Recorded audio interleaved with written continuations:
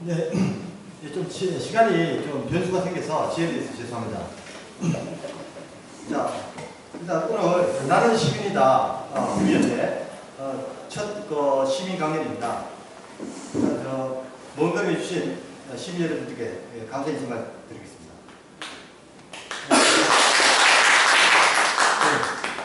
일단 식순 행사를 잠시 간단하게 하도록 하겠습니다. 먼저 국민노래 하도록 하겠습니다. 자리에서 좀. 자, 먼저 사각부에 있는 국기대에서 국기에 대한 경례. 바로 자, 시간 관계상 애국가는 1절만 부르도록 하겠습니다. 자, 하나, 둘, 셋, 넷. 동해물과 백두산이 마르고 닳도록 하느님이 보호하사 우리나라 만세 무궁화 삼천리 화려강산 대한 사랑 대난으로 길이 보전하세. 활동 순국선에 대해서 문제 읽겠습니다. 문역. 바로 자리 착수해 주십시오. 네, 일단 오늘 먼 걸음 해주신 시민 여러분 감사드리고요. 그리고 오늘 참석해주신 내빈 잠깐 소개시켜드리겠습니다. 먼저 한기조 전 도의원 오셨습니다. 박수 좀 부탁드립니다. 네, 그리고 우성철 박정희 정신연구소 소장님께서 오셨습니다. 네, 손정봉 전 경북 청년유림회 회장님께서 오셨습니다. 반갑습니다. 네, 그리고 이지연 구시의원님 오셨습니다. 네, 장세용도 강의님 오셨습니다. 네, 반갑습니다. 우경숙 미술대 교수님 오셨습니다. 네, 정문철 경북 장애인협회 사무 슬픈 핑퐁 이강훈 대표님 오셨습니다. 네. 자, 일단 먼저 나는 시민이다. 이 구미연대 이제 오늘 시민 강연을 열게 된 추진 배경과 그리고 간단한 양력 소개해드리겠습니다. 일단 이재영 정치학 박사님께서는 전 경남대학교 정치외교학과 교수를 역임하셨고, 그다음 행정안전부 정책자문위원, 그리고 현재 민주평통 자문위원과 그다음에 국무조정실 국정평가 전문위원을 역임하고 계십니다. 그리고 비영리 민간단체인 나는 시민이다 대표로서 활발한 시민활동을 하고 계십니다. 제가 오늘 이 시민 강연회를 구미에서 열게 된 이유는 지난 9월에 계명대학교에서 이재영 박사님께서 주최하신 시민사회윤리특강 강좌를 2번 취재를 다니면서 대구 시민들의 적극적인 참여도와 그리고 학생들의 어떤 관심, 그리고 이재영 박사님의 또 폭넓은 어떤 식견이 시민사회에 녹아들어서 아주 좋은 내용의 양질의 강의가 나오는 걸 보고 우리 구미시에도 이러한 시민 강연을 열렸으면 좋겠다는 생각이 들어서 교수님께 제가 부탁을 드렸습니다. 그랬더니 교수님께서는 적극적으로 협조를 해주겠다고 약조를 해주셨고, 그래서 오늘 이 자리를 마련하게 됐습니다. 그리고 커피베이 정식 대표님께서 이 자리를 또 제공해 주셨고, 앞으로도 기회가 닿으면 이 자리를 적극 활용해서 좋은 시민 강연을 주최할 계획입니다. 자, 오늘 강연 주제는 진보와 보수, 그 다음에 이제 문제점과 해소 방안에 관한 내용이고, 현재 우리 젊은 도시이자 또 산업대신 구미가 안고 있는 어떤 갈등의 문제, 이런 것이 어떤 것이 있는지에 대해서 정확한 분석과 함께 앞으로 조금이나마 해결해서 좀 더 발전된 구미의 미래를 이끌어갈 수 있는 자양구를 만들고자 이런 강연을 기획하게 되었습니다. 자, 이재영 박사님 뜨거운 박수 부탁드리겠습니다.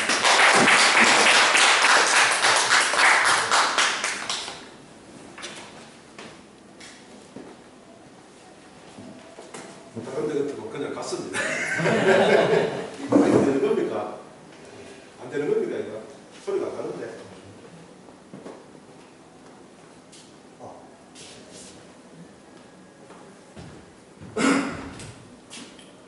예, 오늘 여러분과 함께 강연이라기보다는 함께 대화한다 이런 생각으로 함께 하면 좋겠습니다. 지금 현재 구미의 문제를 보면은 2019년 9월 18일 구미공단 50주년 기념식에서 공보 영상이 상영을 했는데 박정희 제외되고 김대중, 노무현, 문재인 3명만 나왔죠. 그래서 중간에서 끼어가지고 3초 영상이 나오는 사례도 있었고, 그 다음에 구미공단 50년 발전사 전시관에 노무현, 문재인 대통령만 있고 박정희 대통령은 없었습니다. 이러한 사건을 두고 진보와 보수에서 서로가 니탁내탁하면서 싸우고 있습니다. 그래서 오늘 여러분들과 함께 진보, 보수 과연 무엇이고 어떻게 행동해야 되는가 한번 보도록 하겠습니다. 자, 제 소개를 잠깐 하면은 했고요. 이게 이제 제가 KBS 심야 토론에 출연했던 사진인데 잘생겼죠, 그죠? 네. 이게 여기 대해서 가면은 이게 출연을 하면은 머리에 착착 뿌려줍니다. 이게 뭐 스프레이 착 뿌리고 또 분장실에 가면 알습니까? 톡톡톡 바르는 파운데이션 있잖아요. 탁 발라줍니다. 그래서 이렇게 나옵니다. 출연 얼마 받을까요? 얼마 받을까요? 이 당시에 한 5년 전인데 100만 원입니다. 100만 원, 그 다음에 하루 숙박비, 그 다음 식사비 그렇게 줍니다. 그럼 요거는 이제 누가 있고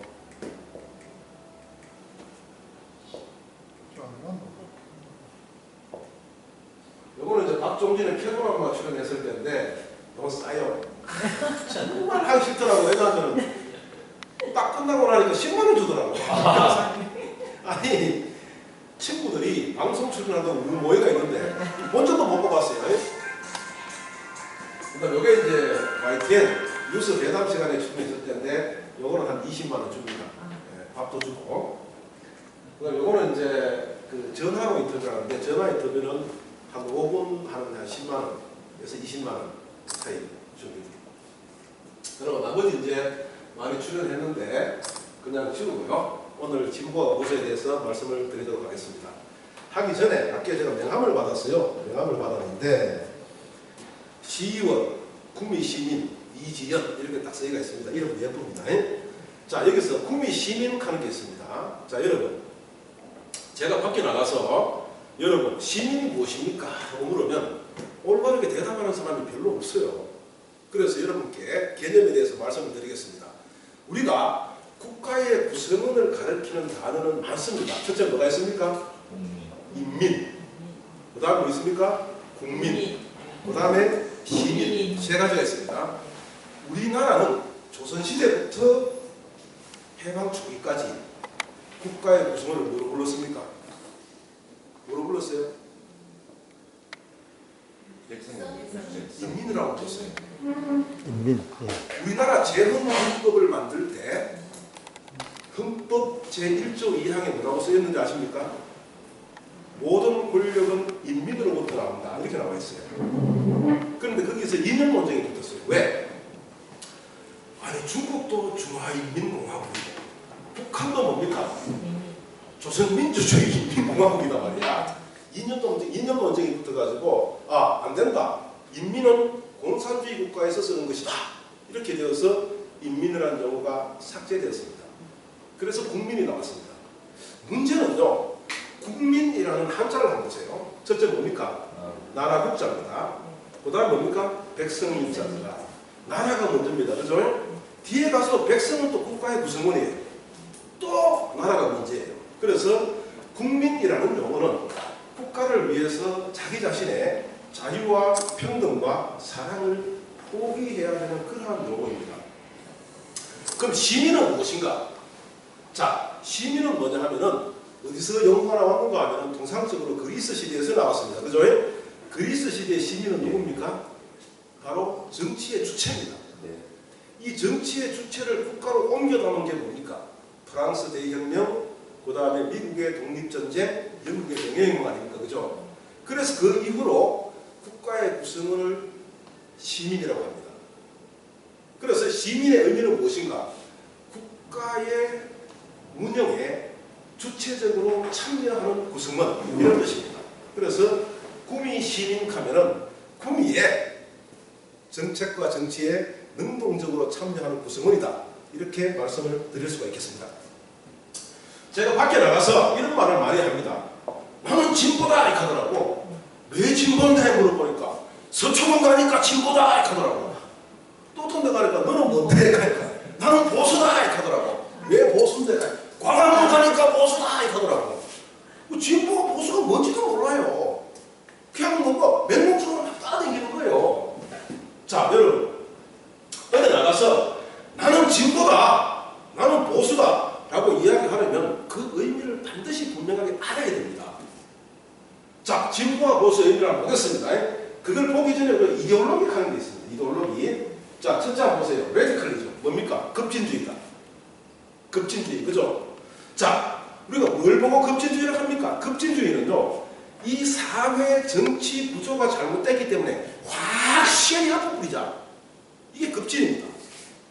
그죠? 급진인데 우리가 오해하고 있는 게 한 가지가 있어요. 통상적으로 급진은 뭐라 합니까? 급진은 좌익이다 하잖아요. 그죠? 아니에요. 급진은 좌익에도 있고 우익에도 있어요. 자, 4.19 혁명. 급진이죠. 4.19 혁명 급진 맞습니까? 아닙니까? 맞잖아요. 그게 좌익이죠. 솔직히 좌파죠. 그죠? 자, 5.16 혁명. 뭡니까? 급진이죠. 쉐리가 붙었으니까. 우파잖아요. 그래서 급진은 좌와 우에 다 있다. 이걸 갖다가 기억해야 돼요. 두 번째 오해하는 게 뭐냐 하면은 급진은 폭력이다. 아니에요. 급진도 비폭력이 있어요. 여러분 알다시피 인도의 독립을 위해 활동했던 간디 폭력 썼습니까? 안 썼잖아요.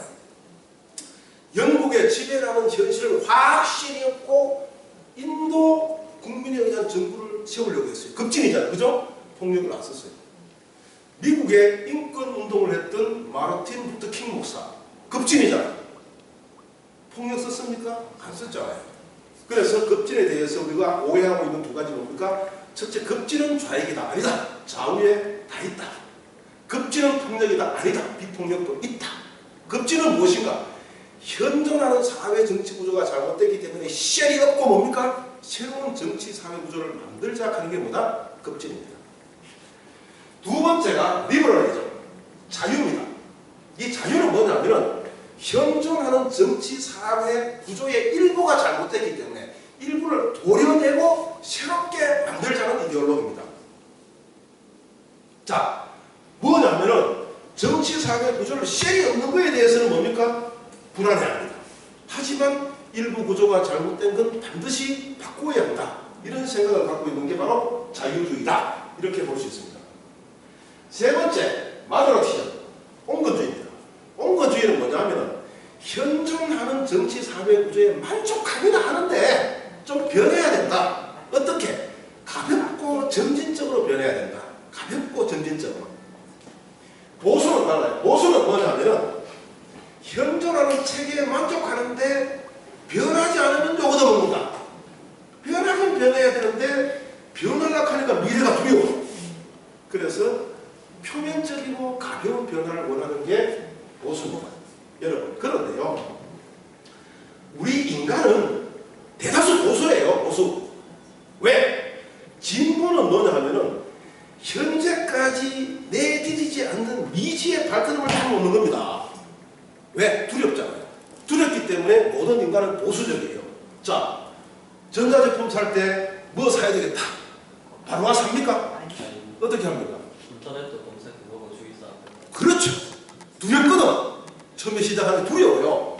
그래서 주변 사람한테 어디다 싸두노? 어떤 제품이 좋더노? 인터넷에서 막 물어보잖아. 그죠? 물어보고 산단 말입니다. 등산 가잖아. 그죠? 안 가본 산 갈 때 어떻게 합니까? 고민을 하죠. 그렇죠. 전화 걸어가, 야, 그 산 어떻더노? 네. 인터넷에서 그 산 막 쳐봅니다. 그죠? 쳐보고 갑니다. 이처럼 인간은요, 진보라는 것은 지금까지 가지 않는 길에 한 발짝을 탁 내딛는 겁니다. 그래서 두렵고 무섭습니다. 항상 물어보고 검색해보고 합니다. 그래서 이 모든 인간은 대체적으로 뭡니까? 보수적입니다. 리액션이죠. 반동. 반동 많이 들어봤죠, 그죠? 야, 이 반동 놈의 새끼야 하는 많이 들어봤죠, 그죠? 반동은 뭐냐면은 현실 자체에 대한 불만 때문에 과거로 되돌아가는 겁니다. 우리 속담에도 있죠. 뭐가 있습니까? 구간이 연관이다. 자, 여러분 일본 가보세요. 일본 가면은 군복 비스무리한 거 있고 막 깃발 들고 다니는 사람 있죠. 신군국주의자. 또 독일에 가면은 뭡니까? 절표시 비슷한 거 달고 막 다니는 사람 있죠. 그죠? 뭐 신나치주의자. 이게 바로 반동 세력입니다. 반동 세력은 현존하는 체제에 불만이 있기 때문에 과거로 뭡니까? 빽 돌아가자 하는 세력이 반동 세력입니다. 요즘 정치권에서 뭐 중도 신당이니 중도 세력이니 하는 건 없습니다. 중도가 어디 있어요? 이념은 이념인데 이 사람들은 왜 중도를 내세우느냐? 간사하잖아. 왜? 중독하면 사람들이 편들 줄 알거든. 그래갖고 중독하는 말을 내세웁니다. 자, 그러면 보수와 진보의 개념은 뭐냐? 정당을 분류해 보겠습니다. 분류해 보면은 진보는 급진 자유 온건 가져가 진보입니다. 왜? 변화를 원하기 때문에.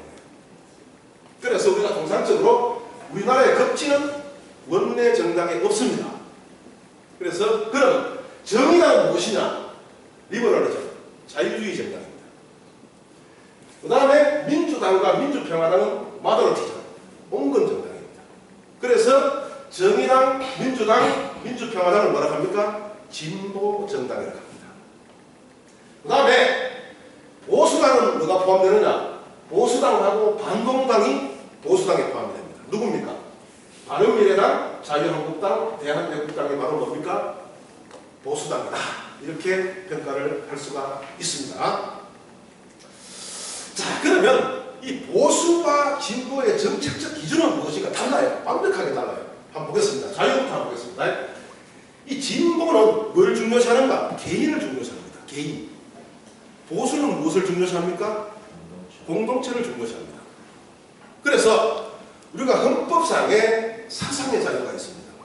헌법상에 집회 결사의 자유가 있습니다. 그래서 진보는 어떠한 사상을 가지든 어떠한 사상으로 집회를 하든 어떠한 사상으로 조직을 구성하든 자유다. 그래서 뭐 국가보안법은 폐지가 되어야 한다 하는 주장을 합니다. 이게 진보의 주장입니다. 보수의 주장은 다르죠. 모든 사상을 허용하고 모든 사상의 집회를 허용하고 모든 조직의 활동을 허용한다면 자유민주주의를 지향하는 대한민국이 무너진다. 이런 생각을 갖고 있어요. 그래서 국가보안법 폐지에 반대를 합니다. 그죠? 자, 좀 더 평등을 한번 보겠습니다. 평등에 대해서도 진보와 보수의 개념은 달라요. 자, 진보는 뭘 보는가? 목적 가치를 봅니다. 자, 여러분, 내한테 가장 소중한 존재는 누굽니까? 나 자신이잖아요. 그죠? 여러분에게 가장 소중한 존재는 누굽니까? 여러분 자신이잖아요. 그래서 인간은 타인을 대할 때 나를 대하듯이 대하랍니다. 인간에게는 뭐가 없다? 계급이 없다. 인간 존재 그 자체가 뭡니까? 가치입니다. 그래서 진보는 인간 그 자체가 가치이기 때문에 어떠한 불평등도 두지 마라 하는 게 진보의 가치입니다. 그런데 보수는 또 달라요. 보수는 어디에 중점을 두느냐? 수단 가치에 중점을 둬요. 수단 가치가 뭐냐면 생산 가치입니다. 생산 가치. 자, 여러분, 의사가 1시간 일해서 생산하는 가치, 노동자가 1시간 일해서 생산하는 가치가 같습니까? 다릅니까? 다르죠. 그래서 보수에서는 인간의 존엄성을 인정해 주되 수단 가치에 따라서 좀 더 대우를 해줘야 된다 하는 게 뭡니까? 보수의 평등의 개념입니다. 세 번째, 사랑, 이해입니다. 이 진보에서는 어떠한 사안이 생겼을 때 이해하고 토론하는 과정을 중요시합니다. 그런데 보수에서는 토론하다 보면 죽도 밥도 안 된다. 목적을 위해서 개인의 자유를 좀 어떻게 하라? 희생해라 하는 게 뭡니까? 진보의 보수의 자유입니다. 복지를 한번 보겠습니다. 복지를 보면은 우리가 통상적으로 진보는 보편적 복지입니다. 다시 말해서 세금도 차등적으로 거두고 세금 거둘 때 부자도 많이 내라 이래, 많이 내. 그 다음에 뭡니까? 복지는 동일하게. 이 개념이 뭐냐면은 평소 노동력이 있을 때 세금을 많이 냈기 때문에 노인이 되어서는 평등하게 복지 혜택을 받으라 하는 게 진보의 가치입니다. 즉 다시 말해서 진보의 가치는 뭐냐면은 부자라고 해서 복지에서 혜택을 받지 않으면 안 된다.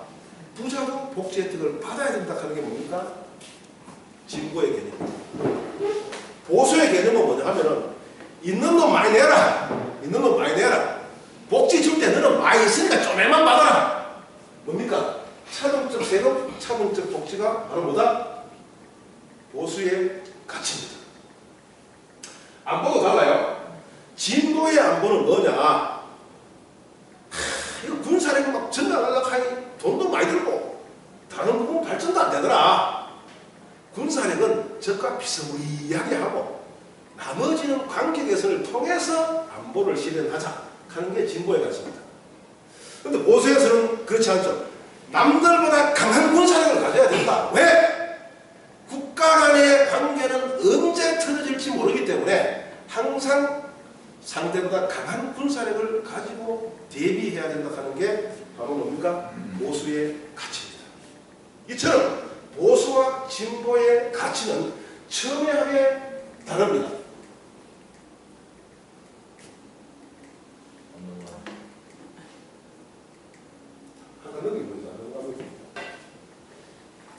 예. 그러면 진보와 보수는 좋아해야 되는데 왜 좋아해야 되는가 물어보겠습니다. 아니, 자, 진보는 항상 앞으로 나가려고 해요. 항상 나가려고 해요. 다시 말해서 자유라는 개념 아까 이야기했죠, 그죠? 헌법에 사상의 자유가 있고 집회 결사의 자유가 있기 때문에 국가보안법을 폐지해야 된다 이렇게 이야기합니다. 진보는. 자, 두 번째 복지에 대해서 한번 보겠습니다. 노인, 복지. 진보는 어떻게 이야기하는가 하면은 임녀에 대한 보상을 해주라. 어르신들이 과거에 사업을 하든 직장을 다니든 월급을 타고 돈을 벌었을 때 내가 투자한 노동력을 전부 다 안 가져왔다 이거예요. 그죠? 나머지는 어디에 투자가 됐습니까? 사회 발전에 재투자가 됐다 이겁니다. 그 가치를 노인에게 돌려줘야 된다. 다시 말해서 노인 복지는 탄탄하게 해야 된다 하는 게 뭡니까? 진보의 가치입니다. 빈곤 마찬가지입니다. 진보적 측면에서 이야기하면은 내가 아무리 노력해도 못 살 수가 있어요. 구조적 환경 때문에. 자, 내가 동네에서 쩌면한 전박을 한 개 채렸다. 채리고 나서 한 달 있다 주변에 대기업 마트가 쫙 섰어. 내가 암만 노력해도 돈 벌 수 있습니까? 없습니까? 없단 말이야. 그럼 구조적인 한계가 있다. 장애도 마찬가지야. 내가 장애 너무 싶어 나왔나? 장애인은 지가 장애인으로 태어나고 싶어 태어났나? 아니다 이거예요. 그럼 누가 책임져야 되느냐? 사회 구조적인 문제는 정부가 완벽하게 책임져야 된다 하는 게 뭡니까? 진보의 가치입니다. 의료도 마찬가지입니다. 의료도 아파가 죽으면 그만큼 억울한 게 어디 있습니까? 그래서 진보의 가치는 의료도 국가에서 책임을 져야 된다. 이게 진보의 가치입니다. 그런데 보수의 가치는 좀 다르죠, 그죠? 보수는 유지하려는 경향입니다. 아까 이야기했죠, 그죠? 헌법상에 비록 사상의 자유가 있고 집회 결사의 자유가 있더라도 공동체를 지키기 위해서는 사상의 자유도 어느 정도 제한이 되어야 하고 집회 결사의 자유도 어느 정도 제한이 되어야 된다. 그렇지 않으면은 자유민주주의 체제가 붕괴된다라고 이야기하는 게 보수의 가치입니다. 그래서 보수에서는 국가보안법의 폐지에 반대하고 있습니다. 복지 개념도 마찬가지입니다. 보수에서는 어떻게 보는가 하면은 노인, 빈곤, 장애 이 같은 거 내가 많이 노력하면은 어느 정도 개선될 수가 있다. 그러나 노력해서 안 되는 부분, 일부분만 국가에서 지원해주자. 이게 바로 뭡니까? 보수에 대한 가치입니다. 그러면 진보와 보수와 왜 이렇게 복지에서 첨예하게 대립하느냐? 진보는 인간의 우선성이 돕니다. 보수는 공동체의 우선성을 둡니다. 자, 노인, 빈곤, 장애, 의료, 기본적 수요 전부 다 국가에서 지원해 준다면 엄청나게 재원이 됩니다. 그 재원을 어디서 조달할 것인가? 이 많은 재원을 조달하면 국가의 존립과 연계된다. 이런 생각을 갖고 있기 때문에 보수는 무엇입니까? 모든 책임은 개인이 지되 개인이 지지 못하는 분야만 지원을 하자라는 게 이 보수의 개념입니다. 자, 여러분, 그래서 진보 진영에 가면은 보수를 적으로 간주합니다. 보수 진영에 가면은 진보를 적으로 간주하지만 마찬가지 진보에 가면 누구를 적으로 간주합니까? 보수를 적이라 합니다.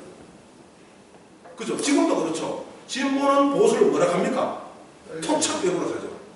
그죠? 보수는 진보를 뭐라 합니까? 빨갱이라 하죠. 그죠? 그런데요, 여러분, 중요한 건 뭔지 아십니까? 보수와 진보가 존재하지 않고 보수와 진보가 싸우지 않으면 사회가 발전이 안 돼요. 보수도 우리나라의 중요한 세력이고 진보도 우리나라의 중요한 세력입니다. 자, 제가 예를 들어 드릴게요. 자, 보세요. 진보는 나가려고 하잖아. 그죠? 계속 나가려고 합니다. 막 나가려고 해요. 앞으로. 자, 여러분, 진보만 있다, 세상에. 어떻게 되겠어요? 진보만 있다. 어떻게 되겠어요? 법제화가 안 돼서 사회가 혼란에 빠져요. 막 앞으로 나가려면 하니까. 법제화가 안 되잖아요. 그죠? 그래서 사회가 혼란에 빠지게 돼요. 자, 보수만 있다. 어떻게 됩니까? 보수만 있다. 사회가 정치적으로 발전이 안 돼. 가만히 있으니까. 그죠? 자, 그럼 사회 발전은 어떻게 이루어지냐? 이렇게 이루어집니다. 보세요. 진보가 1m 나가잖아요. 그죠? 보수가 50cm 이상 땡깁니다. 그래요. 법제화합니다. 또 진보가 1m 나가면 다시 어떻게 합니까? 보수가 50cm 이상 땡깁니다. 알겠습니까? 그래서 다시 발전됩니다. 법제화됩니다. 그래서 진보와 보수가 균형을 이룰 때 사회는 안정되게 발전합니다. 진보가 강하면요, 사회가 혼란스럽습니다. 보수가 강하면은 사회가 정체됩니다. 그래서 진보와 보수가 힘의 균형을 이룰 때 사회는 안정되고 발전되게 됩니다. 그래서 보수든 진보든 뭡니까? 사회 발전과 유지에 굉장히 소중한 존재입니다. 여러분, 여기에 진보도 있고 보수도 있습니다. 있는데 자기 진영의 주장을 하면서 상대를 수용해야 되지, 상대를 갖다 보수는 진보를 빨갱이다, 진보는 보수를 토착해보다 이렇게 치부를 하면은 사회적 합의가 안 되고 발전이 안 돼요. 보수든 진보든 대한민국의 중요한 뭡니까? 이념으로서 안정된 발전에 기여하는 이데올로기다. 이렇게 보는 것이 합리적입니다. 자, 진보와 보수의 조화 방법에 대해서 한번 보겠습니다. 첫째, 절차 우선이다. 자, 우리가 진보와 보수가 만나면 으릉거리지 절차를 지키려고 하잖아요. 이 절차하는 게 얼마나 중요하냐면요, 으르렁거리면 독재입니다. 왜 절차가 중요하냐? 독재와 민주를 구분했을 때 딱 한 가지 차이점이 있어요. 뭡니까? 독재는 목적을 중요시합니다. 목적. 민주는 뭘 중요시합니까? 절차를 중요시합니다. 정말 이 사회에서 지인들, 정치인들, 정당들 무성에 뭔지 아십니까? for입니다. for. 무엇을 위하여. 지금도 그러잖아요. 사법개혁을 위하여. 그죠? 또 보수 측에서는 뭐라 합니까? 공수처 설치 반대를 위하여 하잖아요. 그죠? 이 위하여 하는 것은 독재입니다. 왜? 위하여를 강조하면 무엇이 억압됩니까? 국민이 억압돼요. 뭐 위하여 할 때 반대하면 또 역적되는 거잖아. 진보 진영에서 공수처 설치를 위하여 하는데 반대하면 뭐가 됩니까? 역적되는 거잖아요. 그죠? 반대를 못하는 거야.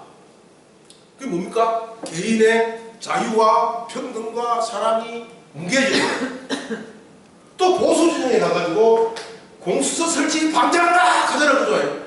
그래서 공수처 설치가 필요하나 하면 또 역적이 되는 거예요. 입국 당무가 있는 거예요. 또 내 자유가 붕괴되는 거예요. 그래서 우리가 우리가 친구 사이건 지인 사이건 정당 간이건 국가이든 간에 정말 위험한 단어가 뭡니까? 정말 경계를 해야 돼요. 자, 그럼 절차는 무엇이냐? 토론 후 합의 내지 토론 후 다수결입니다. 정말 중요해요, 토론이. 알겠습니까? 야, 토론 왜 합니까? 왜 합니까? 나의 주장을 상대방에게 인식시키기 위해서 합니다. 자, 예를 들어서 요 세 분이 점심 먹으러 가요. 알겠습니까? 점심 먹으러 가는데, 자, 이분이 대빵이에요. 야, 뭐 먹을래? 1번 짜장면, 2번 짬뽕 합니다. 그죠? 자, 세 분 중에 손 들어보세요. 해보세요. 점심 뭐 먹을래? 1번 짜장면, 2번 짬뽕 해보세요. 아니, 이야기해야지. 자기가 주인공인데요. 자, 해보세요. 점심 뭐 드시러 갈래요? 1번 짜장면. 2번 2번 짬뽕. 손 들어봐요. 저는 짬짜면. 아니, 그렇게 하면 안 돼. 손 안 돼. 들어봐요. 짜장면 손 들어 해봐요. 짜장면 하겠습니다. 전 짜장면. 짜장면. 짬뽕. 짜장면 2명, 짬뽕 2명. 네. 짜장면 2명이니까 짜장면 먹으러 가자 해봐요. 짜장면 먹을 사람 두 분이니까 짜장면 먹으러 가자. 이게 민주주의 맞습니까? 예. 예? 맞죠. 다수결 원칙. 맞습니까? 어떻게 해요? 맞습니까? 아니죠? 네, 아니죠. 왜? 네. 왜 아닙니까? 아, 주장을 강요를. 그렇죠. 아니죠. 토론이라는 것은요, 네. 다수에게는 다수를 유지할 수 있는 기회를 주는 것이고, 소수에게는 다수를 확보할 수 있는 기회를 주는 게 뭡니까? 토론입니다. 토론 없이, 알겠습니까? 자, 짜장면 2명에 짜장면으로 가자! 이런 걸 전문적인 용어로 뭐라 합니까? 다수에 의한 강제라고 합니다. 그래서 토론은 반드시 필요합니다. 왜? 다수에게는 다수를 유지할 수 있는 기회를 주는 것이고, 소수에게는 다수를 확보할 수 있는 기회를 주는 것입니다. 얼마 전에 텔레비를 보니까 여와 야의 야합 이대로 좋은가 이렇게 한다고. 여당과 야당이 뭐 합의하면 야합이라고 한다고. 아니에요. 여러분 학교 다닐 때 민주주의 결정 원리 뭐라고 배웠습니까? 다수결의 원리라고 배웠죠. 이 교육이 아주 잘못된 거예요. 뭐냐 하면은 민주주의 결정에서 제1의 원리는 뭡니까? 토론 후 합의입니다. 합의. 알겠습니까? 합의가 안 될 때 뭐라고 합니까? 다수결로 가는 겁니다. 합의가 안 될 때. 자, 조건이 있어요. 합의가 안 될 때 다수결로 가는데, 자, 합의가 안 될 때 다수결로 가는데, 다수결에서는 반드시 조건이 필요해요. 첫째, 합의의 과정을 거칠 것. 바로 다수결로 가면 안 돼요. 합의의 과정을 거치고, 안 될 때 다시 토론회가 다시 뭡니까? 다수결로 가야 돼요. 이게 바로 조건입니다. 그래서 이 진보와 보수의 조화 방법에서는 가장 중요한 게 뭐냐면은 절차를 지키자. 절차를 지키자. 자, 절차를 지키는 이유가 뭡니까? 첫째, 토론은 일방성과 편향성을 제거한다. 자, 보세요. 이 명함이 있잖아요. 그죠? 명함이 있는데 앞면을 보면 뭐가 있습니까? 시의원, 구미시민, 이현지 이래로 써가 있다. 그죠? 뒷면을 보면 뭐가 있습니까? 아무것도 없잖아요. 사람은 자기가 보고 싶은 것만 봅니다. 자기 눈앞에 보이는 것만 봐요. 그죠? 자, 마찬가지입니다. 여기서 저기를 보면 이 강단에는 화장실밖에 안 보여요. 여기서 여기를 보면 PPT 화면이 보여요. 이처럼 사람은 자기 앞에 보이는 것만 봅니다. 토론을 하다 보면 뭡니까? 이러한 것이 제거되게 돼 있어요. 내가 보는 방향 이외의 방향의 이론과 사물도 보이게 돼 있습니다. 두 번째, 의문을 확실성에 근접하게 해준다. 공자님 말씀하셨죠. 뭐라 했습니까? 저기 세 사람이 들어가면 그 중 하나는 뭡니까? 내 스승이다 그랬습니다. 다시 말해서 내가 아무리 많이 안다 할지라도, 그죠? 내가 알고 있는 분야에서 나보다 더 많이 아는 사람이 분명하게 있어요. 그래서 토론을 하다 보면 뭡니까? 바로 내가 모르는 분야를 알게 됩니다. 이처럼 토론은 굉장히 좋은 겁니다. 한 페이지 넘어가겠습니다. 안 넘어가야 돼요. 자, 문제가 있습니다. 다수결의 조건인데요. 다수결의 조건인데 이게 중요해요. 왜? 이게 토론회가 합의가 안 되면 다수결로 간다 그랬죠. 그랬잖아요. 그죠? 자, 결정을 해봅시다. 토론 후 다수결. 그죠? 토론 후 첫째 조건이 뭐 합의. 다수결에는 반드시 합의 과정을 거쳐야 돼요. 합의하고 나서 다시 뭐 해야 돼요? 토론해야 돼요. 토론하고 나서 다시 뭡니까? 다수결을 해야 돼요. 그런데 조건이 있습니다. 결정에 참여하는 자들의 대표성, 도둑놈들끼리 모여가지고 도둑질이 좋나 나쁘나 암만 합의해봐야 뭔 소용이 있어요. 그죠? 맞잖아요. 그래서 토론에 참여하는 자들의 대표성이 있어야 돼요. 두 번째는 자연의 법칙, 진리, 상의 법을 어긋나면 안 돼요. 물은 위에서 아래로 흐르는데 구미 시의회에서 물은 아래에서 위로 흐르면 암만 결정해봐야 소용이 없어요. 그죠? 그래서 이 자연의 법칙, 진리, 상위법, 다시 말해서 다수 위에 더 큰 다수가 있다는 것을 반드시 인식을 해야 돼요. 세 번째, 합의는 어떻게 하느냐? 합의는 어떻게 하느냐? 세 가지예요. 첫째, 선거 지지율을 반영하는 것이고 시대성을 반영하는 것이고 여야의 토론 능력을 반영하는 거예요. 자, 정책을 한번 보겠습니다. 정의당이 자기의 주장을 완벽하게 관철시키려고 하면 되겠습니까? 안 되잖아요. 분명히 국민은 누구에게 표를 줬습니까? 민주당과 자유한국당에게 표를 줬습니다. 그죠? 그만큼 정책에 대해서 지분을 갖고 있습니다. 이보다 더 중요한 게 뭡니까? 바로 시대성과 여야 토론 능력입니다. 뭘로 판단하느냐? 시대성, 여야 토론 능력, 여론인데 1회의 여론 가지고는 안 됩니다. 어떤 여론? 여론의 추이입니다. 추이. 그걸 신이 민주주의 일부인데요. 여론의 동향을 보면서 파악하는 겁니다. 그런데 문제는 어떤 당이든 간에 여론에게 일희일비하지 않아 하는 말이 많이 나옵니다.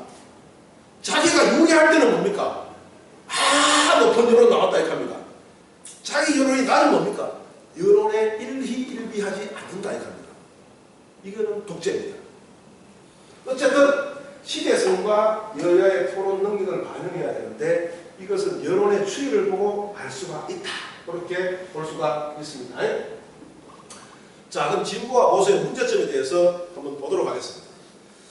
자, 여러분 이런 말 들어본 적 있죠? 진보는 뭐로 망합니까? 진보는 분열로 망한다. 맞습니까? 맞습니까? 네. 민주당 의원님 맞습니까? 일부 맞습니다. 일부 맞습니까? 자유한국당 당원님 맞습니까? 우리 박정희 맞습니까? 그건 통설이지. 통설이죠. 그런데요, 이게 이제 진보의 문제점은 그게 아니에요. 왜? 진보는 분열로서 발전합니다. 왜? 자, 여러분 보세요. 지금까지 한 번도 가보지 않는 미지의 땅에 발을 내딛는다. 어떻게 통합이 되겠습니까? 분열이 되지. 일로 가자, 절로 가자, 일로 가자, 절로 가자. 그죠? 분열은 당연한 겁니다. 진보에서. 분열은 당연해요. 왜? 가보지 않는 땅에 발을 내딛는데 일관적이고 하나의 답이 없습니다. 그죠? 답이 없어요. 그래서 이쪽 편은 일로 가자고 저쪽 편은 절로 가자고 막 가자합니다. 등산 가보세요. 길이 없다. 어떻게 합니까? 한 사람은 일로 가자고 한 사람은 일로 가자고 한 일로 가자 가잖아요. 진보는 마찬가지예요. 진보는 가보지 않는 길을 가는 겁니까? 이데올로기입니다. 그래서 막 분파될 수밖에 없어요. 중요한 거는 여기로 좀 가보다가 여기로 좀 가보다가 여기로 좀 가보다가 야 가보다 여기 길이 없다 야 일로 가보다가 일로도 길이 없다 여기로 가보니까 야 여기도 길이 있다 하면 합쳐져야 돼. 그런데 진보는 분열은 잘해. 이건 정답이야. 그런데 자기가 가던 길에 길이 없어도 낭떠러지가 있어. 죽어도 일로 가자 하면 일로 죽어도 가자 그래. 일로 가보니까 길이 없어. 산이야. 그래도 죽어도 일로 가자 합니다. 길이 여기 있는데. 즉 뭐냐면은 진보는 통합이 안 돼요. 진보가 분열로 나가는 것이 아니라 진보는 분열로 시작됩니다. 그 시작된 분열은 서로가 각자의 길을 가보고 가장 유리하고 합리적인 길을 선택해서 함께 가는 게 진보의 발전입니다. 그런데 진보라는 세력은 죽자 사자 자기가 선택한 길이 무조건 옳다고 세웁니다. 그죠? 그게 발전이 안 되죠. 자, 그러면은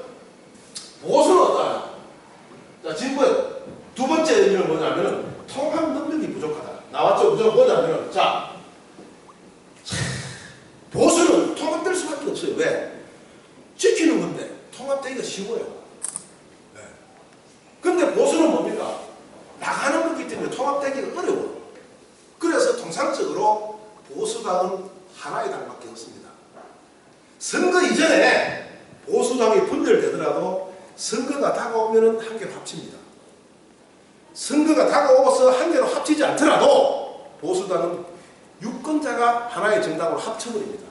한 개 정당 안 찍어줍니다. 그런데 진보는 그렇지 않아요. 자기끼리 무조건 옳다고 하기 때문에 항상 다당이에요.